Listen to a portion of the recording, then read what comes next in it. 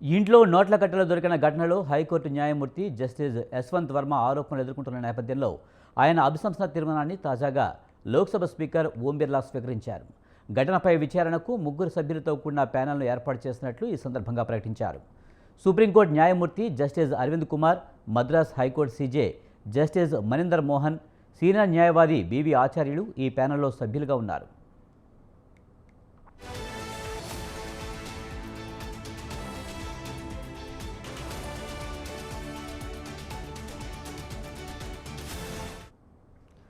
అభిశంసనపై 146 మంది ఎంపీలు సంతకాలు చేయగా దాన్ని స్పీకర్ ఓం బిర్లా స్వీకరించారు.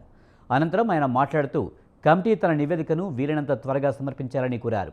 అవినీతి వ్యతిరేక పోరాటంలో పార్లమెంటు ఐక్యంగా ఉంటుందన్నారు.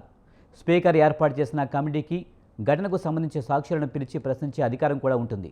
నివేదికను తొలుత స్పీకర్ సమర్పిస్తారు. ఆ తర్వాత సభలో ప్రవేశపెట్టి దానిపై ఓటింగ్ నిర్వహిస్తారు.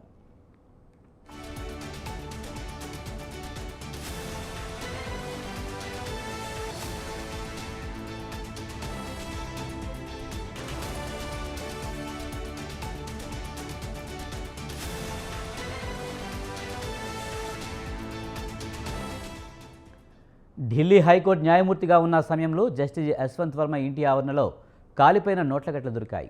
మంటలను ఆర్పేందుకు వచ్చిన సిబ్బంది వాటిని గుర్తించారు. ఈ ఘటనపై అప్పటి సుప్రీంకోర్టు ప్రధాన న్యాయమూర్తి సంజీవ్ ఖన్నా అంతర్గత విచారణ కోసం 3 హైకోర్టు న్యాయమూర్తులతో ఒక కమిటీని వేశారు. ఆ కమిటీ నోట్ల కట్టలు దొరికింది వాస్తవమేనని తేల్చింది. ఆ నివేదికను జస్టిస్ వర్మ సుప్రీంకోర్టులో సవాల్ చేయగా అక్కడ ఆయనకు చుక్కెదురైంది.